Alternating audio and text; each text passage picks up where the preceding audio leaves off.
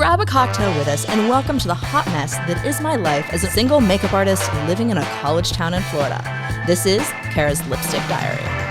The holidays are here, and you guys know what I want for Christmas? I want you guys to subscribe. Hit that subscribe button. You know that's really, literally all I want for Christmas. So hit that subscribe button. Well, the holidays and the new year are a time when, well, body image can become an issue. You hear the new year, new me, all these diets that you need to have for the beginning of the year. Well, as someone with an eating disorder or recovering from an eating disorder, that can be extremely triggering. So for this episode, we're going to talk to Anna, who specializes in working with people with eating disorders, to discuss some of the ways you can avoid those triggers or help with those triggers during the holiday season. So, you guys ready for today's cocktail? Okay, this one is called an orange cardamom sugar cookie. It is amazing. Okay, so let's see. First part, we're gonna do 1 part vanilla vodka. Okay, let's try not to spill it, because you know me, I tend to buy the alcohol in like the largest bottles known to man. All right, there we go. 1 part of that. 4 parts orange juice, or an entire orange juice. Or an entire orange, not an entire orange juice. You know what I'm trying to say. You guys know I'm like a disaster up here anyways. Okay, so 4 parts of the orange juice, and then 2 capfuls of some cardamon and clove simple syrup. So we just want a little bit of that. It's super thick though, you guys. Okay, there we go. We have that in there. And then we're gonna shake it up and hope that things don't go like everywhere, because that happens sometimes. And then pour it into our glass, and then we're gonna add, just topping it off with some ginger beer, because you know ginger beer makes everything better. And you can't have a drink on the show without adding some edible glitter. So we're gonna put in some gold edible glitter to make this extra special for the holidays, and garnish it with an orange. All right, you guys, are you ready for today's episode? Let's talk about body image and all those fun things that trigger eating disorders and those of us recovering during the holidays. You don't need a new year, new you. You are fabulous the way you are. All right, you guys, as I mentioned, I have Dr. Anna here with me, and we are going to discuss eating disorders, the holidays, and some of those stigmas surrounding eating disorders. I've mentioned in previous episodes that I myself have had eating disorders on and on throughout my life. So I wanted to talk with someone who is a specialist in handling eating disorders, and Dr. Anna was fantastic enough to agree to be on the show. So thank you so much for zooming in with us. I really appreciate it. Thanks for having me. I'm excited. Fantastic. So first off, how did you end up deciding to sort of have part of your practice specialize in working with patients dealing with eating disorders? Well, my main thing is I love women's issues. Yes. But also more personally, I'm recovered from an eating disorder myself. And I know the transformational power of healing. Yeah. And want to help people do that too. Well, and you know, I mentioned I had mine, and it took me a long time to really sort of figure out where the root of my eating disorders was coming from. You know, you always hear in society, they say, oh, girls just want to be thinner. It's all about, you know, being skinny, you know, da-da-da-da-da. And I realized mine wasn't about that. I realized all of my eating disorders tied to early incidences of sexual assault as a child and a young adult and all of that. And I realized that what the eating disorder was for me was, 1, I wanted to have my body physically disappear. 2, I wanted to gain some control because I felt completely out of control. And I thought with an eating disorder, I was controlling my body. I was controlling what was going in my body. I was in control. When the reality is that eating disorder is controlling you. Do you find that oftentimes when you are working with patients with eating disorder, that the root cause is not just, I want to be skinny, I want attention, something like that? Absolutely. I wouldn't work with this population if it was just about wanting to be skinny. The reason I love my job is because everyone comes with such a complex history. Yeah. There are reasons. It's really hard to have an eating disorder. Yeah. It is. If you think about it, you're going against a survival instinct. So it's not superficial. It is a attempt to function. And so every eating disorder serves a variety of functions, whether it's managing trauma, whether it's control, whether it's also numbing out painful emotions. I mean, It's all of that. Serves such a variety of functions, and I love the complexity of and the rich, often painful histories that my clients come with. It's really beautiful work to untangle what is the root cause of your eating disorder and how can we heal what's underneath it. Yeah. I found, when I was going through my healing, I'm one of those that when I decide to do something, I'm going to like do it hardcore. And I did a lot of research into eating disorders and all of that. And I remember reading something saying that an eating disorder is like a drug or alcohol addiction, but it's like the opposite version, where with drugs and alcohol, you're taking too much of it in. With an eating disorder, you're avoiding it, and it's something that is everywhere. And so it can oftentimes almost be harder because you're not giving up drugs and alcohol. You're re-inviting food into your life. And that's what can be so challenging with eating disorders. And I thought that was such an interesting way of putting it. And I was like, yeah, that is very true. Because it's kind of hard when you have an eating disorder. There's food everywhere. Everything around involves food. Right.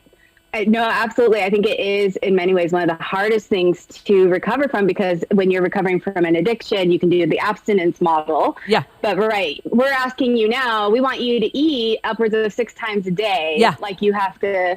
And a lot of times people in addictions, they weren't reinforced for their drug use. People weren't praising them. Correct. But a lot of people are getting praise for their control and wow, what are you doing? Oh my God, you look so good. Yes. And now you're doing the opposite and you're losing connection, you're losing praise, you're confronting your own fears around control, worry, maybe even feeling out of control. It's very hard. Yeah. Well, I mean, in all social events practically involve food.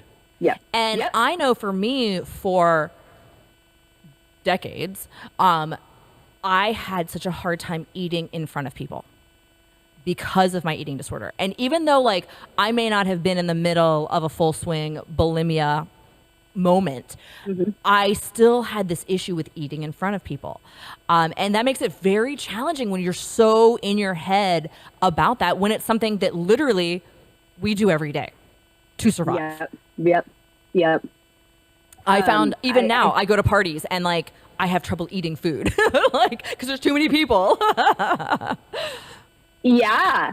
I run, one of the groups I run is we do a lunch group, and it is so hard for them to eat in front of each other. But I'm like, we in society, this is what we do. Yeah. We connect around food. We need to practice eating in front of each other. And also dismantling beliefs for a lot of my clients, it's this fear of people watching them. Yes. Right. Or people judging them for what they're eating. And it's like, you know what? People without eating disorders in the normal world really don't care that much. They don't care at all. Eating. Well, I mean, I found so much of life. They just want to talk to you. Exactly. Well, I found so much of life, we're worried what people are going to think of us no matter what the situation is. And then you start thinking about it and you're like, wait a second. I'm not worried about what other people are doing in regards to that. So why do I think everyone's thinking about me in that way? And realizing that our world revolves around us, but everyone else's world doesn't revolve around us. So one of the things I always found really hard was holidays, because everything at the holiday is really about food. You have Thanksgiving where you're all coming together for a big meal. You've got Christmas the same way. Then you have New Year's rolling around. And what does everyone talk about? New year, new me. Here's all the fad crash diets you're going to do at the new year because you're going to look so much better next year because you're going to be skinnier.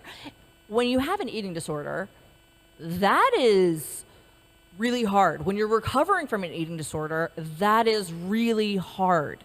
So what are some of the things you sort of help your clients with when it comes to that time of year and the pressure that is on all of us to look our best, eat in big groups, you know, new year, new me type of things being bombarded to them?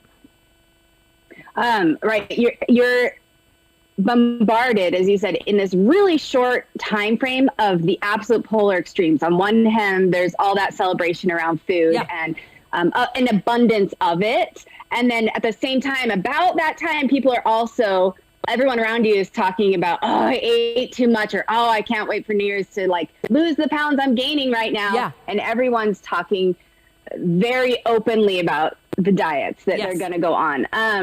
So there's a lot of things you can do in that space.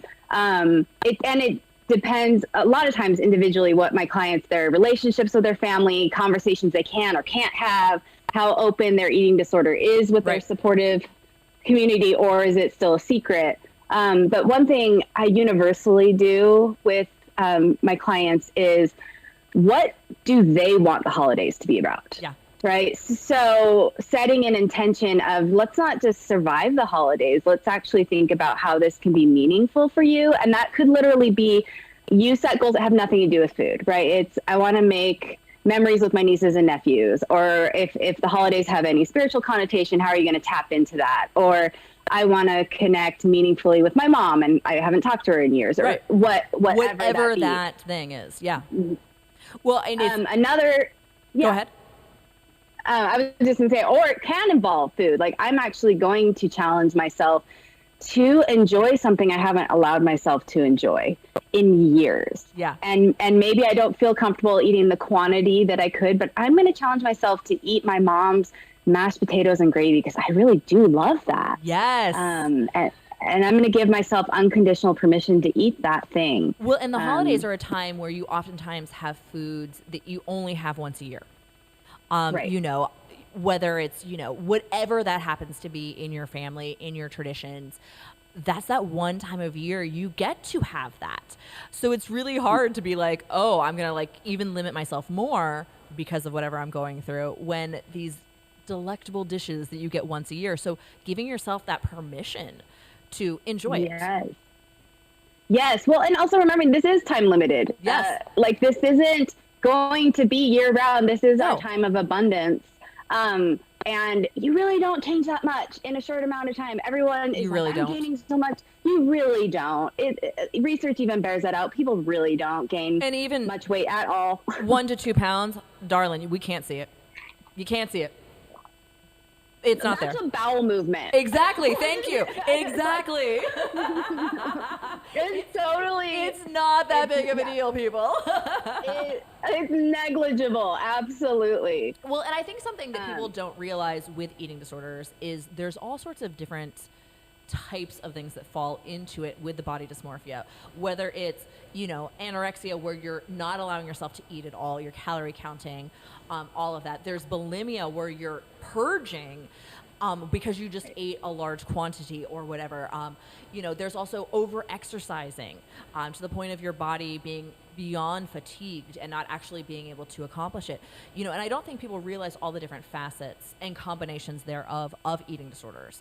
I know for me, I started with anorexia, and then when my family found out that I was not eating, I turned to bulimia. To sort of hide it from my family, because, you know, I could easily sneak to the bathroom to go puke. I remember they would give me, on the way to school, they would hand me a Nutri-Grain bar and make me eat it while I was in the car, and I would get to school and I would puke in the bushes because I would make sure I got there to school before anyone else. You know, and so there's all sorts of different types of eating disorders out there. And there is the body dysmorphia. Can you explain to people what body dysmorphia sort of is? Because I use that phrase, but I have a feeling a lot of people don't actually know what that means.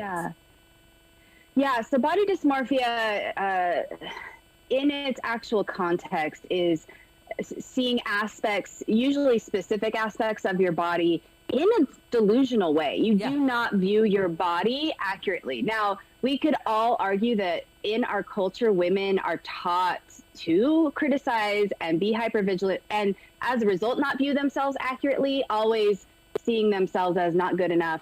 But body dysmorphia is actually a mental illness where you literally have very distorted, even to the level of delusional views about your body as a whole or specific parts of your body. Like I have so it's like they look in the mirror and see something that none of the rest of us see. Right. Exactly. Even women, even if women are criticizing their bodies or saying, oh, I'm so this, they're still aware of, okay, no, I actually know that I'm about this size and I fit in this size of clothing. People with body dysmorphia feel grotesque. Yeah. I mean, I have clients that will be ashamed to go in public because they feel so hideous, even though if you or I were to look at them, you would see them as aesthetically very beautiful people, but they think they're horrendously ugly. Well, and I think it's, it's hard because when you come over to the, other side, because I spent, so not only was mine tied to control, tied to, sexual assaults that occurred to me, wanting to make my body disappear. I also was in the entertainment industry. So I was a model and an actress where, your size is judged constantly. So I definitely had all these weird different pressures going on. I am fortunate. I have not stuck my finger down my throat in about a decade now. Thank God. I actually used to keep a spoon by my bathroom toilet as a reminder of, I used to use a spoon handle to help me purge. So I kept that there for a long time as a reminder of don't do that. But when I started doing the show again and I saw myself on camera, I know what I look like now. I'm a 40-year-old woman. I don't have the figure I had at 20, whether I have an eating disorder or not, and I never will. But it was at first when I saw myself on camera. Should you? Oh my God. I was like, oh my God. Oh my God. I literally in one episode contacted my producer and was like, you have to cut me out of all the episode. Like you can only do like close-up shots because like, oh my God, I look so huge. And then I was like, breathe, Kara, breathe. No, you don't. You look like a normal human being. This is how everyone sees you every day. You know that this is what you look like. You're okay. It's okay to not be the size 0, extra 0 that would be completely and totally unhealthy for me at age 40. Yes. Yes. So like, absolutely. I still deal with that in my head every single day because I'm like, oh my God, I don't look the way I did at 20. But like, I would look freakish if I looked the way I did at that point in my life now. Because our bodies are supposed to expand a little, like hips move, Absolutely. No, weight gain as we age as women is actually protective. Yeah. And we should be celebrating women in living in their healthiest forms of their body, which includes, especially at middle age, beginning to gain weight. Yeah. Well, and that little extra padding is not a bad thing. No. It's really not a bad thing. I feel so much more confident together now at this size than I ever did when I was a size 0 because that eating disorder was controlling everything about me. And I think that that's something that is really hard when you realize that you think you're controlling it, you're doing it for control, and then realizing it's controlling you. Right. Well, Ethan, also, you achieved the idealized body that is glamorized in our society. And the thing that is always obvious with people with eating disorders is you weren't living. No. Right? You don't have meaningful connections because you can't get together and eat with humans. No. You're undernourished. You can't even follow a conversation well because you're thinking about food and your body. And also, again, your processing speed is slower because you're undernourished. Yes. Like everything you wanted that was supposed to come with a small idealized body, you don't get. Correct. Well, and I would be out in public and be like, okay, I need to go to the bathroom to purge. I have this window of time that I can do it. Okay, I hope no one's in the bathroom while I'm there and you're checking all the stalls. And like, it was, and I didn't want to have, cuts on my knuckles from my teeth. So like, okay, how do I sneak a spoon handle into the bathroom with me? Like, that is a ridiculous amount of planning. Yes. Something really weird. Yes. The amount of time I would be sitting at the dinner, like figuring out how to, that's not healthy. And I was completely disengaged because that's what I was thinking about. Yeah, I'm with you. When I was in college, I knew all the bathrooms and when they would be empty. Yes. And I'd have the most privacy and the basement bathroom in my dorms where I could purge to my heart's content. Yep. And I had a friend, we both had eating disorders at the same time. So we would like go to the bathroom together and hold each other's hair and like coach each other through. How disturbing is that? Right? And it seemed normal. It's so sad that is literally how I spent. Sad. And that's one of my main memories of this friendship was that's what we did. And like, it breaks my heart now, like really breaks my heart. Yeah.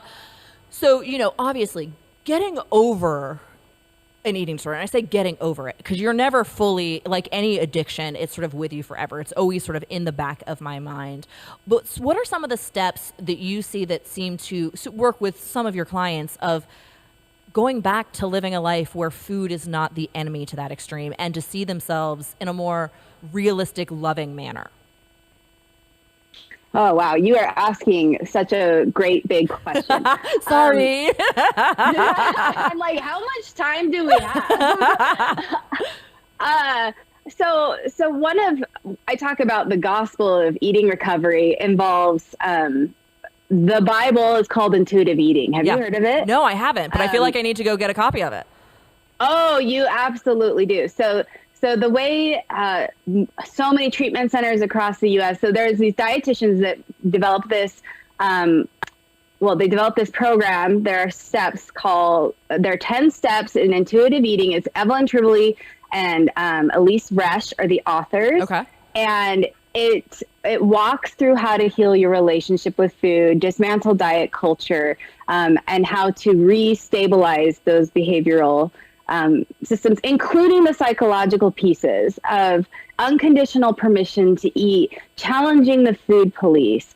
And then also, it does include, people think intuitive eating is like anything goes, like you're just going from control to no control. Well, actually, that's not true. Intuitive eating is actually all about your body knows how to eat. You're the one that got in the way of that. Yes. And if we get out of her way and listen to her cues, you will eat naturally. Babies do this. Toddlers do this. You will eat the variety you need to live the healthiest version of you. Yeah. And that also includes Oreos. That will include delicious things. It also includes salads. And so our body, intuitive eating is all about getting out of your head and back into your body. Yeah. And you begin to live in this harmonious synchrony with your body where you begin to trust her again. You begin to realize, like, look, I don't have to control her. She will tell me when she's done, when she's full.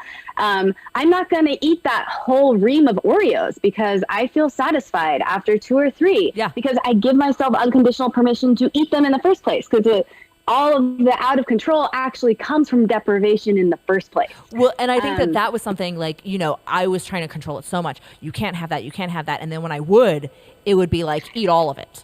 And then I'd feel such guilt and I'd go purge. And, that was the ongoing cycle because it becomes such a, total mind fuck. But I love that, like, really listening to what your body wants and needs. Because, babies do it. Like, we should be able to do it as adults. Like, Right. We came programmed, but society and diet culture tells us we shouldn't trust our bodies. They are not trustworthy. Well, actually, that is absolute bullshit. Yeah. They are totally trustworthy. Well, and the diet culture has gotten insane. And I found it very interesting because we always think of eating disorders as a female-based issue. And I feel for a long time it has been mostly female-based. But in the past few years, I have met more and more guys who are having the same problems, who are being highly affected by the diet culture, the workout culture, who have body dysmorphia. Like, I was talking to a guy just the other night who, is a personal trainer and he's got like barely any body fat on him. And he was saying to me like that he's fat. And I was like, I'm sorry, what? What are you talking about? Like, and I'm talking to more and more guys and knowing guys who are bulimic. And this was never something discussed before. This was just a female issue. Yep. Are you seeing more and more guys going through this type of thing as well? Yes, absolutely. So you're right. There's this increased stigma for men with eating disorders because there's this shame associated with I have a female disorder. Yeah. So we do know that men are underdiagnosed. In fact, the research is men will suffer for over 7 years before getting treatment for an eating disorder. And the statistics are men are still 1 in 10, but that's not true. We actually think it's upwards of 1 in 3. Yeah, I was going to say, I feel like that's much more like the number of men who have come out saying to me things like that. I'm like, exactly. The men that are showing up for treatment, right? Yeah. We're still about 1 in 10, but we're upwards of 1 in 3. Binge eating disorder, actually, it's equal across the genders. Interesting. But yeah, in the last edition of the DSM, that's our Bible of mental illness. there was a committee that was trying to get in reverse anorexia, which is exactly what you're talking about. And it's this idea of it is more men than women, but the gym rats who take that to the extreme where they can't bulk up enough. Right. And it's the person you're talking about. It didn't make it in the DSM, but it's absolutely something we are aware of that a lot of people struggle with and need help for. Yeah. Well, and that's been what's been surprising to me, because you grow up and I totally thought it was a female thing only, and like I would read the books and it only talked about women, and to know more and more men that are going through it in their own version has been a real eye-opener to me.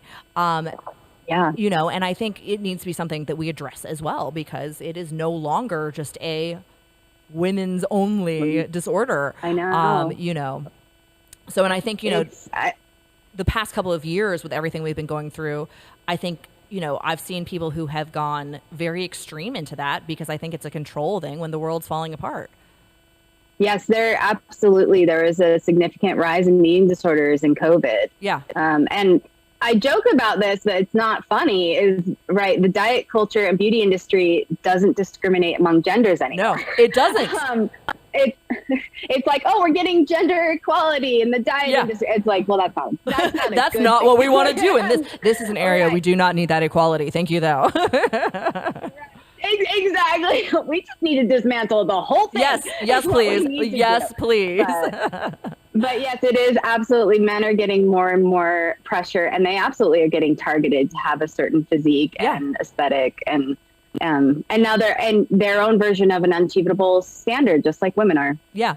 Well, many people do not have eating disorders. And, I see oftentimes people who, they just can't wrap their heads around it, and they'll do things that can be harmful to those who are recovering or going through it. What are some of the things you would tell people who have never experienced an eating disorder to sort of help them interact with those who might have eating disorders, or might, you may not even know they have one? What are some things that people should avoid saying to other people that can be harmful to those who are going through wherever they are on the eating disorder journey? I think one of the very first thing that comes to mind, and one of the most harmful statements people hear, is responses from loved ones: "You don't look like you have an eating disorder." Mm-hmm. So here's what's true. There is this really pervasive myth of you can identify an eating disorder by what someone looks like, where the reality is the majority of people who struggle with eating disorders are walking around in normal sized bodies, or even larger sized bodies. Yeah. And you can be, some of the sickest clients I have ever worked with have been in that category. It's really true. You cannot know how sick someone is by looking at them. Yeah. You also can't know how sick someone is by observing one meal you have with them. Like, well, I see you eat. It's like, well, you have no idea what they're doing after. You had no idea what they're doing all before that. You have no idea I had a client who would run 10 miles before going on a date just so she could eat, right? And so she's looking normal, she's eating normal, but she had to do this extreme behavior to psychologically get herself to do that. So I think the one thing is, it is never helpful to comment on people's bodies, even if it is, oh, I have noticed you've lost weight, or you still look like you're in a healthy range, or I'm worried about. In general, not like commenting on bodies also reinforces that their idea that, oh yeah, everyone notices my body. Yeah. And that's what's important about me. So, I remember when I was a child, my grandmother would look at me and look at my two other female cousins who are close to my age and say to them, "Why can't you look more like Kara?" Mm. Well, no one knew that at that point I was sticking my finger down my throat. And yet these poor adolescent girls were being compared to me, and they had normal bodies. And it was reinforcing in me that what I was doing was the right thing. And then shaming the two of them, and those are very harmful things, because it really did instill in me that was right. I was doing the right thing. Yes, that you're more valuable if you're in a smaller body. Yes, and we hear that all the time. I mean, we look at celebrities who go through weight loss, and suddenly, oh, look how great they are. They had a glow up, and I'm like, they went through a breakup and they've lost weight, and that's not healthy. And yet we're praising them for that. And it's yes, all the time. Amen. As a society, we should never reinforce and praise weight loss. Yes. You never know what you're reinforcing. Yeah. Also, in general, weight loss, even if it's just from a diet, that also is problematic. We're reinforcing again a beauty standard. Also, even this idea that health looks a certain way. Correct. That is not accurate either. And in fact, losing weight can be very unhealthy for the vast majority of people. Yeah. Well, I mean, I can say I'm a size 8 now. I'm not a size 0. Everyone probably thought I was healthier at a size 0. I am way healthier at a size 8. Thank you very much. Yes. Way healthier. Yes, absolutely. I have energy. Way healthier. I have self-esteem. I can stay in a conversation. I can get more done. My sex drive is higher. Like, the list goes on. Yes. Because all of that stuff had depleted. So thank you so much for coming on this show. And we just sort of skimmed the surface of this very, very important issue to me. But again, thank you so much for coming on the show. This has been beyond helpful. If you guys are watching, this was fun. If you guys are watching and this has triggered something for you and you need help, make sure you reach out to a mental health provider and work with them to help you through this moment. Again, holidays can be a tough time. All of that is put right in your face when you have an eating disorder or body dysmorphia. So make sure that during this time period that you do have that mental health provider that you can reach out to if you are in the need for it. So thank you again so much for coming on the show. I hope you have a fabulous holiday season yourself. You too. Thanks, Kara. Thank you. All right, you guys, make sure you hit that subscribe button so you don't miss out on any of the upcoming episodes when they drop. Have a great holiday season. Bye.